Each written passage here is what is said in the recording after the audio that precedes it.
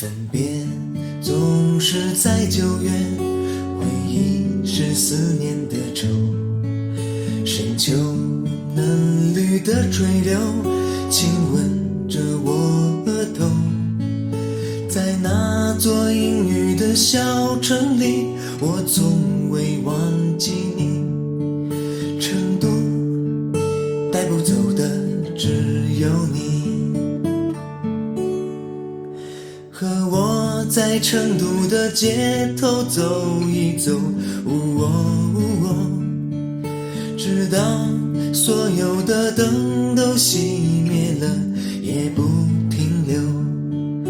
你会挽着我的衣袖，我会把手揣进裤兜，走到玉林路的尽头，坐在小酒馆的门口。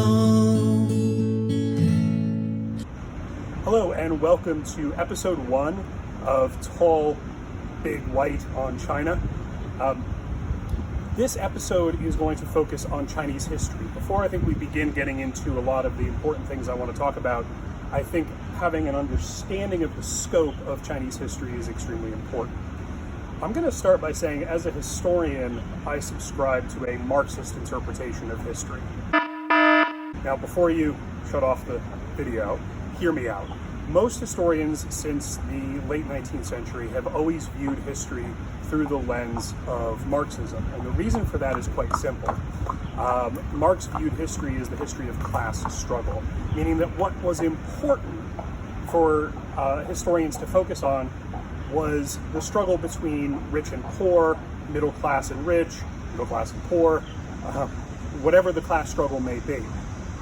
The result of that focus really revolutionized history in much the same way that Darwin revolutionized ideas around the natural world. Marx really did revolutionize ideas around human interaction. Before Marx, historians tended to view history as the history of great men, and specifically great men and occasionally women who acted like men who led countries. And so when you looked at something like Roman history, for example, Roman historians focused on the biographies of great men as the way to tell history. That view has fallen out of favor, and anyone who wrote history today through the perspective of great men would be ridiculed within the profession. So again, most historians follow this progressive view of history that as time goes on, the human race is getting better and better and better through technology, through understanding, through philosophy. There's a march of progress, and that's of course a very Marxist view. Now, some of you are saying, well, I'm a right-wing Republican, so I don't believe in communism. That's not what I'm saying. What I'm saying is even people who are classical liberals, meaning right-wing conservatives, view human history as the history of progress, and that is the legacy of Marx. So how does that relate to China? It has nothing to do with the fact that China today is a Maoist or Marxist country. What it has to do with is the Chinese don't view their history that way. They never have. China has always viewed its history as cyclical, following a pattern. And what I want to do first in this video is lay out that pattern for you. It's going to take me some time to do because it's a long history. China has 5,000 years of history, and 2,000 of it, the last 2,000, is particularly relevant to this idea of cyclical history that I'm going to discuss. So bear with me as I go through the scope of Chinese history with you now. Here you can see a timeline of Chinese history divided up into the various dynasties. In the West, we divide or chunk our history into centuries. For the Chinese, they divide it into dynastic periods. I've tried here to be as precise as possible regarding the lengths of various dynasties. However, we will start with Chinese prehistory. While nothing particularly important for us happened during this long period from the birth of rice agriculture to the first identifiable material culture from about 8,000 BCE to 2000 BCE, it is important to note two things about this 6,000-year period of prehistory. First, the Han Chinese people, who today form the dominant ethnic group in China, first came into being along the Great Yellow River, called Huanghe in Chinese. Along this river, small settlements where rice agriculture was carried out occasionally probably formed into larger tribal alliances, but no great civilizations would emerge until much later. It is during this prehistoric period where the people of Han place many of their legends and cultural heroes, although the people who lived in this fertile river valley prone to very heavy flooding and destruction, were unlikely in any way familiar to the Han people who would emerge into history thousands of years later. The first two Chinese dynasties, the Xia and the Shang, are in reality mythical dynasties that the later Han Chinese would place many of their legends into. While mythical, the Chinese do date these periods precisely and record the histories of various emperors and kings. Anthropologists refer to these legendary types of figures as cultural heroes. For us in the West, Abraham, Noah, and Moses represent our cultural heroes. To the Romans, men like Romulus, the founder of Rome. Not real people, but nonetheless quite important. The Shah is mythically dated to 2000 to 1600 BCE, yet it actually does correspond to a real material culture that existed in the Yellow River Valley around this time. It's during the mythical period of the Shang that Han Chinese civilization comes more into focus with the arrival of a more advanced material culture and the introduction of the Chinese writing system. Although the Chinese still regard this period as part of their own history, we know from analyzing the writing and rituals of the period that the people of the Shang engaged in ritual human sacrifice, worshipped god emperors, and in many other ways did not appear similar to the Han people that truly emerge into history several centuries later. The Shang civilization was certainly much more widespread than earlier civilizations, as you can see on this map, which conforms to roughly the area that will later be controlled by the Zhou. These bronze vessels are often thought of as everyday items, but were in fact almost exclusively reserved for religious rituals. These types of items, which will later be commonplace in aristocratic households, were the purview of a priestly order who supported rulers who were worshipped as gods, or at least as the gods' living representatives on earth, much in the style of Egyptian pharaohs. The people of the Shang period also developed what would later become the written Chinese language. However, the people of this period used writing as an integral part of their religion and not for more mundane tasks, unfortunately, like recording history. This script is called the oracle bone script, as it is found on ox bones that were written on and then cooked over a fire. Priests would interpret the cracks in the bones to read the future. The basic pictographs found on oracle bones will mutate over the centuries to a script that is still used today in China. The last thing I want to note about this period is the way in which later Han Chinese represented their mythical heroes. This is a picture of King Tang of the Shang, the mythical founder of the Shang dynasty. While the name of the first Shang king is recorded on oracle bones as Dai Yi, the Chinese nonetheless created myths about him and other figures from this period that would conform to their own cyclical view of history. So everything we know about King Tang of the Shang is a myth, despite the fact that many modern Chinese do consider him to be a historical figure. According to myth, Tang overthrew the previous Xia dynasty because of their deep corruption. He is also interestingly regarded as the ancestor of Confucius, a figure who will emerge fully 1,000 years later in Chinese history. That can't possibly be true. What's interesting about this scroll painting is that Tang is pictured as a Han dynasty emperor dressed in the clothes of a much later period. These Shang people are included within the dynastic history of China by people that were living fully 10 or 15 centuries later, without any regard to the fact that that type of culture certainly didn't exist at the time. This is a common trait of many cultures, and historians would refer to it as anachronism. It's assuming what's true today was always true.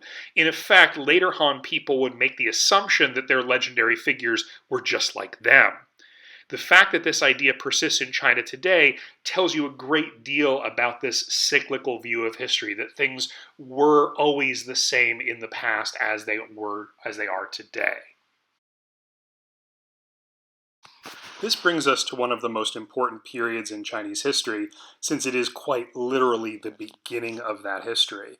The Zhou dynasty, which in truth wasn't really a dynasty at all, was China's feudal period. What do I mean by feudal? Simply this: power was held by hereditary nobles who controlled land given to them by their kings. Various kings owed their loyalty to an emperor, who in reality, for much of the historical part of the Zhou period, didn't have any real power. Think of medieval Europe, and you pretty much have the political and economic system of the Zhou. This map of the Zhou Empire really shows us the extent of the Han Chinese civilization at that point. The neighboring peoples at this time are really far behind the Han in terms of technology.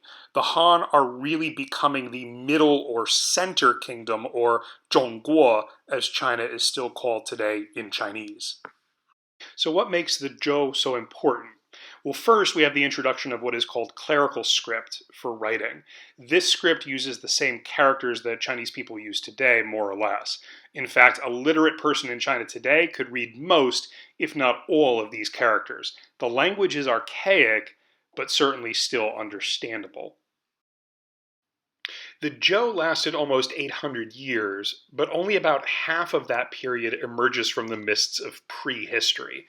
The spring and autumn period is named for this chronicle of the time, which is China's first historical document. The spring and autumn annals can be read by a modern Chinese person. Think Shakespeare, but if Shakespeare was 1800 years older. Again, this gives us some insight into the Chinese people's relationship with their own history.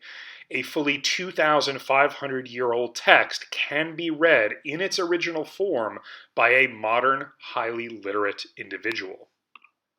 According to tradition, it is perhaps the most important person in Chinese intellectual history that actually compiled the Spring and Autumn Annals. Kongzi, or as we know him, Confuzi, or Confucius, as the Jesuits probably rendered his name. Master Kong is so important to understanding China, he will get his own video eventually, or at least share one with the other master to emerge in this period, Laozi, or Old Master, who didn't really exist, but might as well have. Laozi is the father of the philosophy-stroke-religion Taoism. But it's Master Kong who needs a bit of introduction here. Confucius is a contemporary of the ancient Greek philosophers, and his moral and political philosophy is just as relevant, if not more relevant, than the Greek masters of this time.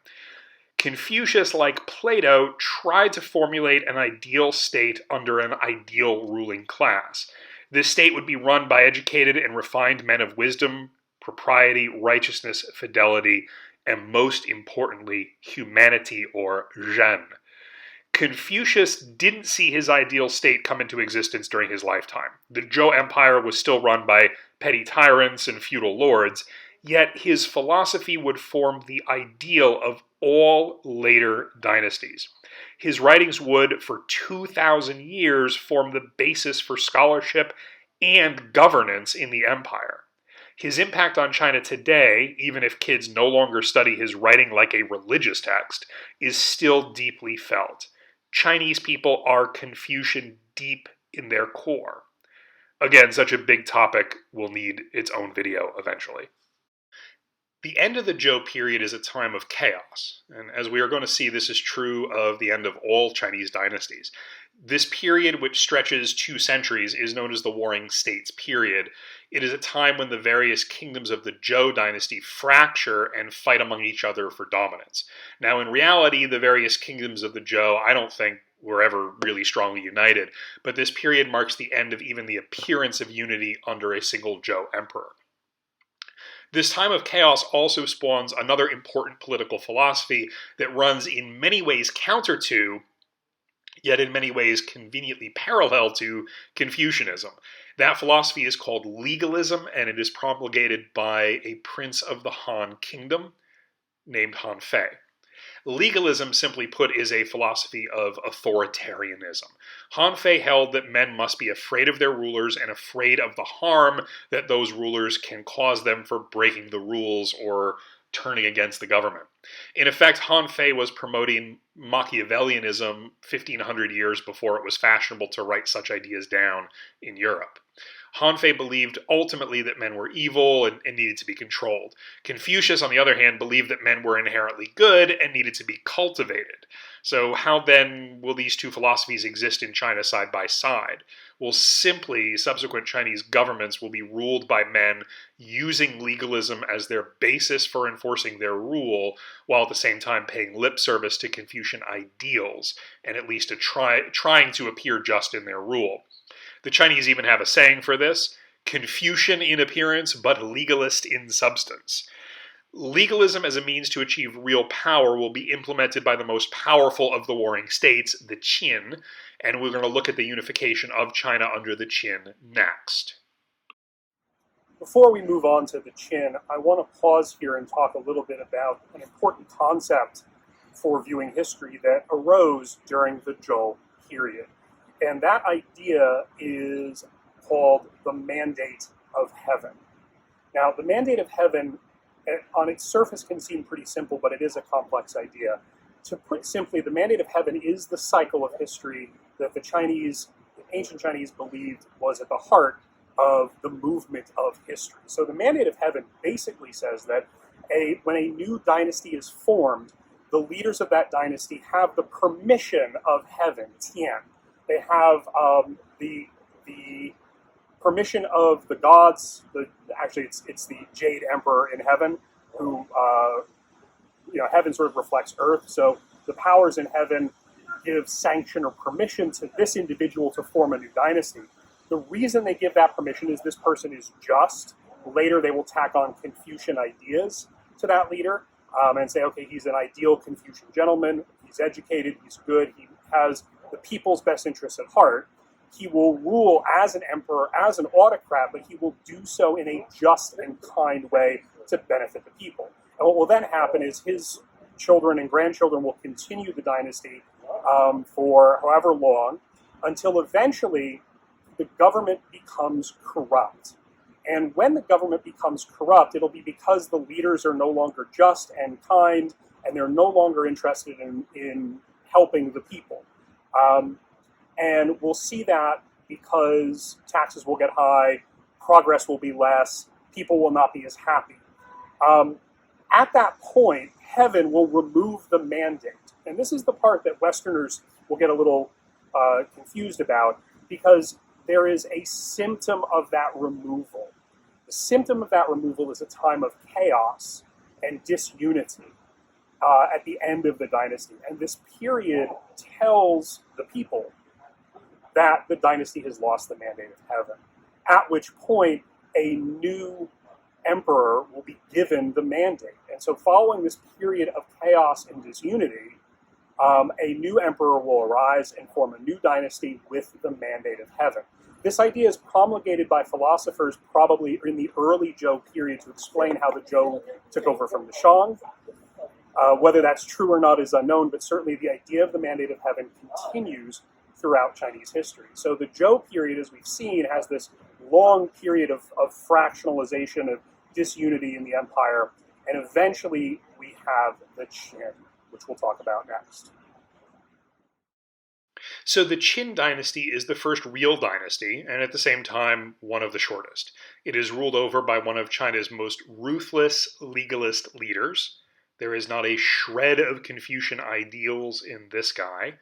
Qin Shi Huangdi, or the first emperor of the Qin. He is a hero in China today, despite, or perhaps because of, his strict style of leadership.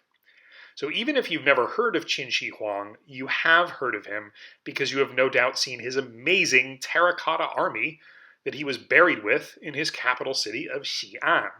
Qin is the word from which we get the name China, and it is where the Chinese get their style of leadership for the remainder of their history. While Qin Shi Huang doesn't extend the empire to China's present-day borders, he spends his rule expanding the empire and bringing large areas under Han Chinese control. He is also responsible for building the Great Wall of China in parts of the north, although the Qin-era wall no longer stands. If Qin Shi Huangdi received the mandate of heaven, then his son managed to lose it. The Qin Empire lasts only 15 years. His son was an inept ruler and quickly faced a peasant uprising. However, the system Qin Shi Huangdi created will continue under the next dynasty, the Han. So if the Qin established the Chinese Empire, it is the Han that perfected the Chinese Empire. As you can see, the Han dynasty lasts almost 400 years, bookending the switch in the West between BCE and CE, or BC and AD, a distinction that means absolutely nothing in Chinese history. It is during the Han dynasty that the ideals of Confucius will get folded into the state created by the legalist Qin, and the imperial bureaucracy that will rule China until 1912 is perfected. I mentioned that the Qin quickly lost the mandate of heaven, and the mandate is passed then to this man, Liu Bang. What is interesting to note about Liu Bang is he is the first, but definitely not the last, simple peasant to rise to the leadership of China. Liu Bang was swept up in a popular uprising against Qin Shi Er, the failed son of Qin Shi Huang. So after winning what can only be termed a grassroots revolution against the Qin, Liu Bang was proclaimed Emperor Gaozu, and he named his dynasty the Han, using the same character that today is used to describe the majority Chinese nationality, the Chinese language, and many other things Chinese. One of the most important things the Han is known for is creating a bureaucratic system that in many ways lasts in China even to today. This is a system in which eventually any man in China can take a series of standardized written essay examinations on the works of Confucius. So what's the big deal about an essay test? Well, first let me say that I'm very happy to be in the temple at Sijong Shui in Chengdu. This is the school where I've actually taught for 3 of my years here in China. Sijong is number 4 middle school. It is also called Shishi High School, the Stone School. It actually dates back to the Han Dynasty. The school was established here. Now this temple is a reconstruction of an imperial examination classroom. And so I'm very honored to do this a little bit here. So let me get back to this idea of like, what's up with these imperial examinations, why it's so important. What you have to understand is that during the Zhou period, ministers in the empire, people who served the emperor, served because of their father. It was a hereditary nobility. In the Han period, and then subsequently through all of Chinese dynastic history, the imperial examination system allows for what we call a meritocracy. And China has been, from the time of the Han until the present, in theory, a merit-based system, meaning that anyone in the empire, if they have the talent and skill and personality, can rise to do great things. And so in a room like this, at the provincial level, people who had already proven themselves through taking lower level examinations based on Confucian thought would be able to take a higher level examination, have their essays scored by the local governor with the help of more educated people probably than the local governor. And then from those potential test takers, the next crop of higher ranking administrators would be selected, and that would go all the way up to the chain until you reach the emperor himself, who is going to pick from a vast array of very talented people his top ministers. So positions in the empire like Minister of War or Minister of Tax Collection or Interior or Religious Rituals or whatever the particular job was, you could rest assured that that individual had risen through the ranks from a lowly provincial administrator, even market town administrator, all the way up to the capital city, and risen through those ranks, and was a wise, well-educated, well-written person. The reality of the imperial examination system was it does come to be dominated by a class of citizen, a class of subject, who tends to be wealthy, well-educated, and come from a line of administrators, of ministers. It's those important parents who already are high-ranking officials who can get the proper tutoring for their son to get them to rise through the ranks. But in theory, a lowly peasant with no educational background who was extremely talented could, and often did, rise through the ranks of the imperial bureaucracy to serve the emperor himself. There are stories of this in China. So, as we're going to see, this has a lot of relevance to the Chinese government system today. It's no accident that here in one of the top schools in China, the top school in Sichuan province, that we have a recreation of an imperial examination center. Today's modern Gaokao test is in many ways the same in form and structure as the ancient imperial examination system. So the Han period lasts long enough for us to see a particular Han style emerge in art, architecture, and dress. You can see here an authentic wall mural dating back to the period. Today in China, it has become quite fashionable for young women and men, even, to dress up in Han period clothing, as you can see in this picture I took recently in a local temple. It's a new version of Japanese cosplay. The women's hairstyles and dress is an attempt to duplicate a particularly Chinese way of dressing. Subsequent dynasties will invent their own fashion statements and artistic styles. Today, in fact, brides and grooms often choose a particular dynasty style for their wedding outfits. So this brings us to the fall of the Han dynasty. Like all great dynasties, eventually the Han will lose the mandate of heaven. How will we know? Well, in the case of the Han, it will be signaled by the rise of petty tyrants in the provinces of the empire. Eventually, things will come to a head as Dongzhou, a military general, deposes the Han emperor and replaces him with the Emperor Xian, a boy of 8. This will happen after a coup against palace eunuchs who were believed to be corrupting the emperor. But as we know, this was all just a sign that the mandate of heaven had been lost. Dongzhou will be assassinated quickly after, leading to a power struggle to control the emperor. Emperor Xian will be the last emperor of the Han dynasty, and China will enter a long period of chaos and disunity, which is great fodder for TV shows, movies, ancient romantic novels, and most importantly, video games. The Three Kingdoms or Sangguo period. I'm standing outside of the shrine of the three sworn brothers. These three men united together, according to legend, under a peach tree and swore an oath to reestablish the Han dynasty. They had their headquarters here in Chengdu, and they named their dynasty the Shu Han. They were Liu Bei, Zhang Fei, and Guan Yu. Today, all three are worshipped as deities in China, which is something we'll talk about in a future video.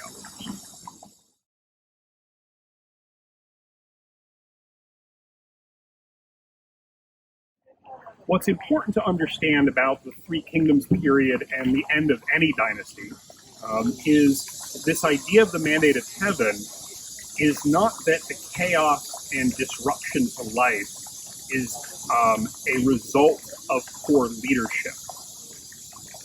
And that's a very interesting point. In fact, the disruption and chaos is evidence that heaven is punishing the current dynasty.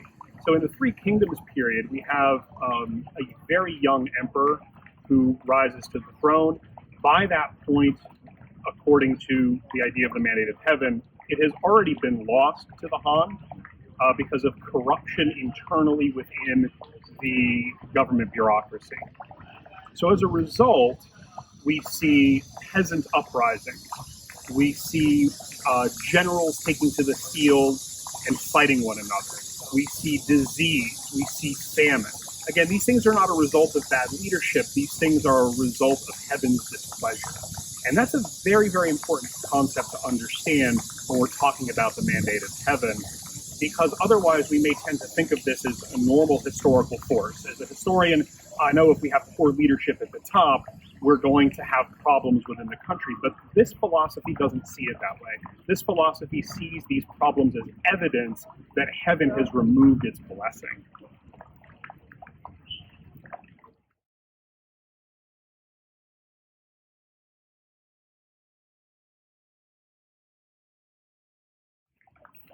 One of the things that's very interesting about the three brothers behind me is that they do represent in literature the classic Confucian and Taoist ideals that are supposed to lead governments in China.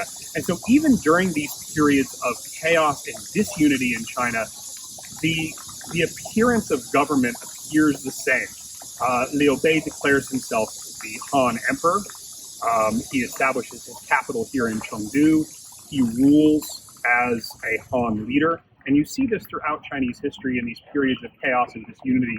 People still follow the same basic outline of government. And that's really one of the things that keeps China as a unified, continuous polity or political organization, is these ideas that unify people even in times of chaos and disunity before a new dynasty can establish itself.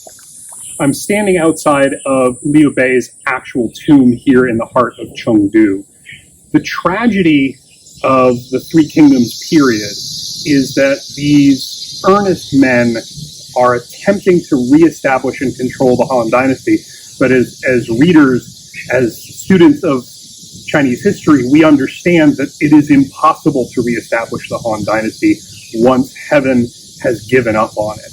And so it is seen as a relentless cycle in which a dynasty will rise, rulers will eventually become corrupt, the mandate will be removed, chaos will follow, and then a new dynasty must be established. It's a fool's errand to attempt to reestablish the Han, despite the best intentions of men like Liu Bei.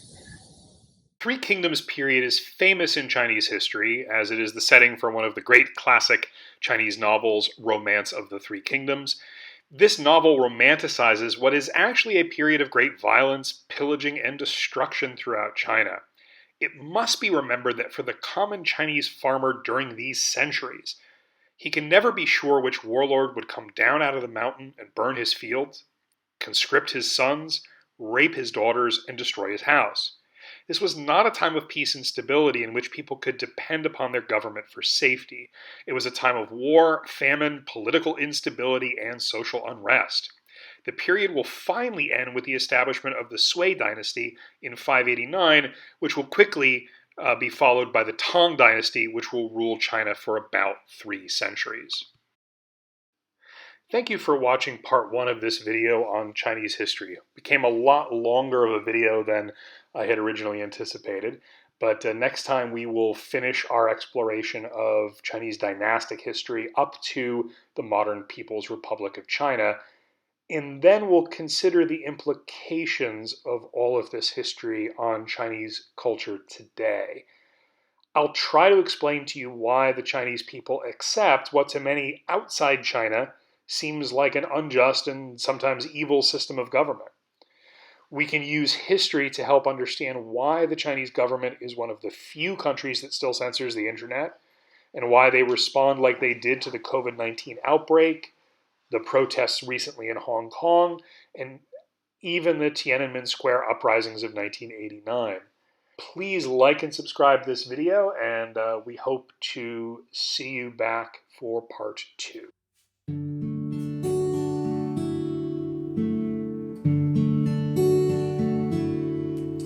让我掉下眼泪的不止昨夜的酒，让我依依不舍的不止你的温柔。余路还要走多久？